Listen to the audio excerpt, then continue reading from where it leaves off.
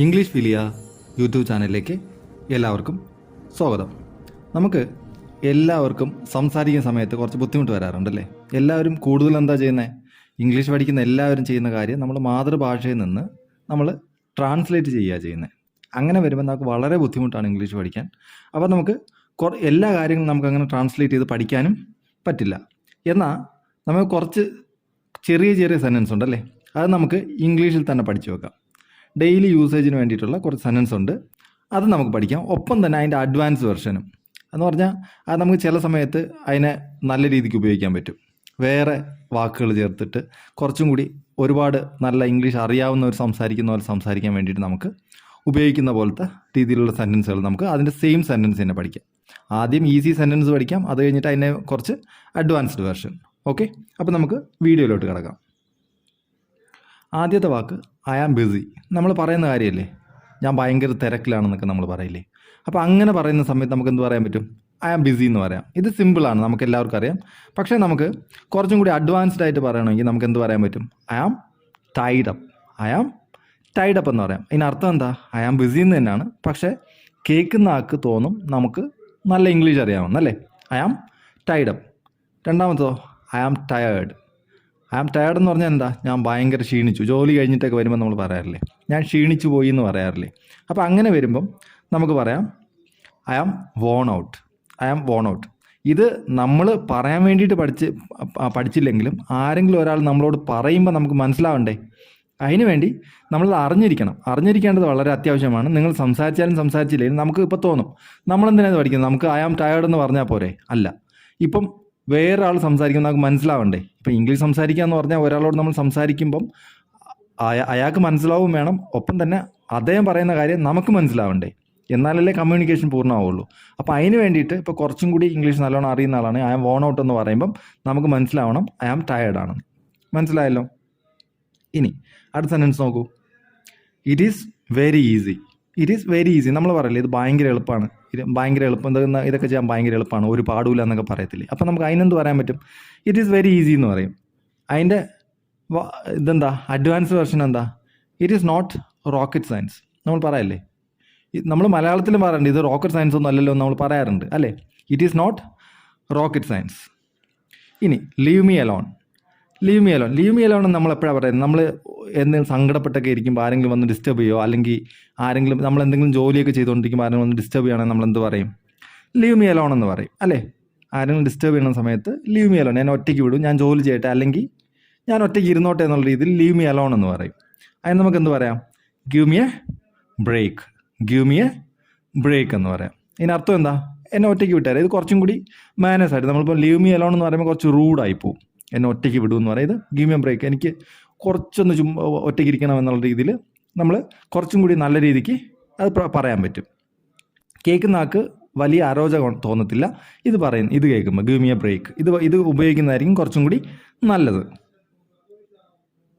അടുത്തതോ good luck. Good luck നമ്മൾ എപ്പോഴാണ് പറയുന്നത്? ആരെങ്കിലും ഒരു എക്സാമിന് പോകുമ്പോഴോ, അല്ലെങ്കിൽ എന്തെങ്കിലും ചെയ്യാൻ പോകുമ്പോൾ നമ്മൾ ഗുഡ് ലക്ക് എന്ന് പറയാം അല്ലേ. അതിന് പകരം നമുക്ക് എന്തൊക്കെ പറയാം? ബെസ്റ്റ് വിഷസ് പറയാം, wish you all the best പറയാം, break the leg. Break the leg കേൾക്കുമ്പോൾ എന്തോ തോന്നും? കാല് മുറിക്കല്ലേ, അങ്ങനെയാണോ? അല്ല. ബ്രേക്ക് ദ ലെഗ് എന്ന് പറയുമ്പോൾ നമ്മളിപ്പം കൂടുതലും ഈ ഡാൻസിങ്, ആക്ടിങ് അങ്ങനത്തെ കാര്യങ്ങളിലൊക്കെ പോകും. അങ്ങനത്തെ കാര്യങ്ങൾ ചെയ്യാൻ പോകും ബ്രേക്ക് ദ ലെഗ് എന്ന് പറയുമ്പോൾ നല്ലോണം ചെയ്യണം എന്നുള്ളൊരിത് പറയാൻ, വിഷ് ചെയ്യാൻ വേണ്ടിയിട്ട് നമ്മൾ പറയുന്നതാണ് ബ്രേക്ക് ദ ലെഗ്. ഇതിൻ്റെ അർത്ഥവും എന്താണ്? Good luck. ഇപ്പം നിങ്ങൾ എവിടെയെങ്കിലും ഡാൻസ് കളിക്കാനോ, അല്ലെങ്കിൽ നിങ്ങൾ എക്സാം എഴുതാൻ പോകുമ്പം ആരെങ്കിലും പറയണം ബ്രേക്ക് ദ ലെഗ് എന്ന് പറഞ്ഞാൽ അയ്യോ ഇവനെന്താ പൊട്ടനാണോ, എന്നോട് കാല് മുറിക്കാൻ പറയുന്നത് എന്ന് നിങ്ങൾക്ക് തോന്നരുത്. മനസ്സിലായില്ലേ? നമുക്ക് ബ്രേക്ക് ദ ലെഗ് എന്ന് പറഞ്ഞാലും ഗുഡ് ലക്ക് എന്ന് തന്നെയാണ് അതിനർത്ഥം. ഇനി I am hungry. I am hungry. Hungry എന്ന് പറഞ്ഞാൽ എന്താ? എനിക്ക് വിശക്കുന്നു അല്ലേ. അതിന് നമുക്ക് എന്ത് പറയാം? I am starving. I am starving എന്ന് പറയാൻ പറ്റും. ഇവിടെ ആർ സൈലൻ്റ് ആണ്, സ്റ്റാർവിങ് എന്നാണ് പറയുന്നത്. I am starving. Let's meet. നമുക്ക് കണ്ടുമുട്ടാം അല്ലേ. നമുക്ക് കണ്ടുമുട്ടാം എന്ന് പറയാം. അത് എന്നിട്ട് വേറെ ആരെങ്കിലും നമ്മളോട് പറയണം ലെറ്റസ് കാച്ചപ്പ് എന്ന് പറഞ്ഞാൽ എന്താ? അതിനർത്ഥം എന്താ? ലെറ്റസ് കാച്ചപ്പ് എന്ന് പറഞ്ഞാലും ലെറ്റസ് മീറ്റ് എന്ന് പറഞ്ഞാലും കണ്ടുമുട്ടാം എന്ന് തന്നെയാണ് അർത്ഥം. അപ്പം നമുക്കിത് മനസ്സിലാവാൻ വേണം. നമുക്കിനി വേണമെങ്കിൽ നമുക്കും പറയാം ലെറ്റസ് കാച്ചപ്പ് എന്ന് പറയാം. ഇനി ഐ ആം ആംഗ്രി. ഞാൻ ഭയങ്കര ദേഷ്യത്തിലാണ് എന്ന് നമ്മൾ പറയില്ലേ. അങ്ങനെ വരുമ്പോൾ എന്താ പറയുക? I am enraged. I am enraged എന്ന് പറയാം. മനസ്സിലായോ? I am enraged. ഇത് രണ്ടും ആംഗ്രി തന്നെയാണ്. ഇത് ഭയങ്കര ദേഷ്യത്തിനുള്ള അർത്ഥത്തിലാണ് എൻറേജ്ഡ് എന്ന് പറയാം. നമുക്കിത് രണ്ടും പറയാം. I am scared. I am scared എന്ന് പറഞ്ഞ അർത്ഥം എന്താ? നമ്മളിപ്പോൾ ഒരു പാമ്പിനെ കണ്ടിട്ട് പെട്ടെന്ന് നമ്മൾ പേടിക്കില്ലേ? അങ്ങനെ വരുമ്പോൾ നമ്മൾ പേടിച്ചു പോയി എന്ന് നമ്മൾ പറയില്ല. അല്ലെങ്കിൽ പെട്ടെന്ന് ആരെങ്കിലും പുറകിൽ നിന്ന് വിളിക്കുമ്പോഴോ എന്തെങ്കിലും ചെയ്യുമ്പോൾ നമ്മൾ പേടിച്ചു പോയി എന്ന് പറയില്ലേ? അപ്പോൾ അങ്ങനെ പറയാൻ വേണ്ടി നമ്മൾ ഉപയോഗിക്കുന്നത് I am scared. I am scared. അതിനകത്ത് ഐ ആം ടെറിഫൈഡ് എന്ന് വേണമെങ്കിലും പറയാം. I am terrified. ഇനി ഐ നീഡ് ഫുഡ്. എനിക്ക് ഫുഡ് വേണം അല്ലേ? എനിക്ക് ആഹാരം വേണമെന്ന് നമ്മൾ പറയത്തില്ലേ? ഫുഡ് വേണമെന്ന് പറയുമ്പോൾ അതിനെന്ത് പറയാം?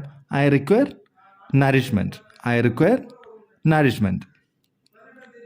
I need money. എനിക്ക് പൈസ വേണം. അതിന് നമുക്ക് വേറെ എങ്ങനെ പറയാൻ പറ്റും? I am in need of funds. I am in need of funds. രണ്ട് വേണമെങ്കിലും പറയാം. ഇപ്പോൾ ഒരാൾ വന്ന് I am in need of funds എന്ന് പറഞ്ഞാൽ എനിക്ക് പൈസയുടെ ആവശ്യമുണ്ടെന്നാണ് അതിനർത്ഥം. ഇനി ഗെറ്റ് ഔട്ട്. നമ്മൾ ഗെറ്റ് ഔട്ട് എന്ന് പറയാറുണ്ട് അല്ലേ പലപ്പോഴും. പക്ഷേ അത് കുറച്ച് റൂഡാണ്. അതിന് പകരം നമുക്ക് ഉപയോഗിക്കാൻ പറ്റുന്ന വാക്കുകളാണ്, സെൻറ്റൻസ് ആണ് ഗിവ് മീ സം സ്പേസ്. എനിക്ക് കുറച്ച് സ്പേസ് തരൂ. എനിക്ക് കുറച്ച് സ്പേസ് തരൂ. അതിനർത്ഥം എന്താ? എന്നെ വിട്ടിട്ട് നിങ്ങൾ പോവാ. ലീവ് മീ അലോൺ എന്ന് വേണമെങ്കിലും പറയാം. ഗിവ് മീ സം സ്പേസ് എന്ന് പറയാം. അതും ഒക്കെ സെയിം തന്നെയാണ്. ഇനി പ്ലീസ് ഡിപ്പാർട്ട്. പ്ലീസ് ഡിപ്പാർട്ട് എന്ന് പറഞ്ഞാൽ ഒന്ന് പോയി തരുമോ എന്നുള്ള രീതിയിൽ. മനസ്സിലായില്ലേ? ഒന്ന് പോകാമോ, പോയി തരുമെന്ന് പോകാമോ. ലീവ് മീ അലോൺ സെയിം തന്നെ. ലീവ് മീ അലോൺ എന്നും നമുക്ക് പറയാൻ പറ്റും. അപ്പം ഗെറ്റ് ഔട്ട് എന്ന് ഇനി നമ്മൾ പറയില്ല. നമ്മൾ ഗിവ് മീ സം സ്പേസ് എന്ന് പറയാം, പ്ലീസ് ഡിപ്പാർട്ട് എന്ന് പറയാം, ലീവ് മീ അലോൺ എന്ന് പറയാം. മനസ്സിലായല്ലോ? ഇനി this is boring. This is boring എന്ന് നമ്മൾ പറയും. നമ്മൾ എന്തെങ്കിലും മൂവി എന്തെങ്കിലും കണ്ടുകൊണ്ടിരിക്കുന്ന നമ്മൾ പറയത്തില്ലേ, ഇത് ഭയങ്കര ബോറിംഗ് ആണ്, ദിസ് ഈസ് ബോറിങ്. നമുക്ക് അതിന് എന്ത് പറയാൻ പറ്റും? This is rather dull. This is rather dull എന്ന് പറഞ്ഞാലും ദിസ് ഈസ് ബോറിംഗ് എന്ന് തന്നെയാണ് അർത്ഥം വരിക. ഇനി I need help. I need help. എനിക്ക് ഹെൽപ്പ് വേണം അല്ലേ? നമ്മളിപ്പം എന്തെങ്കിലും അപകടത്തിൽ പോയി പെട്ടാൽ ഹെൽപ്പ് എന്ന് നമ്മൾ വിളിക്കത്തേ ഉള്ളൂ.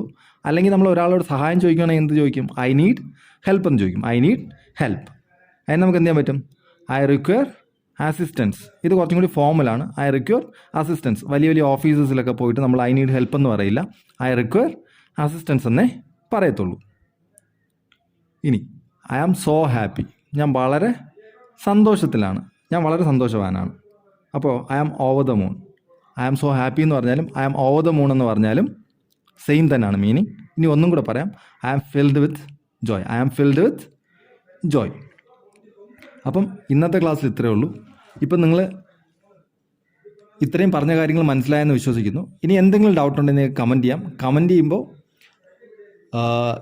അത് നമുക്ക് ക്ലാരിഫൈ ചെയ്യാൻ പറ്റുന്നതാണെങ്കിൽ നമ്മൾ ക്ലാരിഫൈ ചെയ്ത് തരുന്നതായിരിക്കും. ഒപ്പം നിങ്ങൾക്കറിയാവുന്ന ഒരു സെൻറ്റൻസ്, ഇതുപോലത്തെ ഒരു സിമ്പിൾ സെൻറ്റൻസും ഒരു അഡ്വാൻസ്ഡ് വെർഷൻ സെൻറ്റൻസും നിങ്ങളൊന്ന് കമൻറ്റിൽ ടൈപ്പ് ചെയ്യണം. അപ്പം അടുത്ത വീഡിയോയിൽ വീണ്ടും കാണാം. എൻ്റെ വീഡിയോ ഇത്രയും നേരം കണ്ടതിന് താങ്ക് യു വെരി മച്ച്.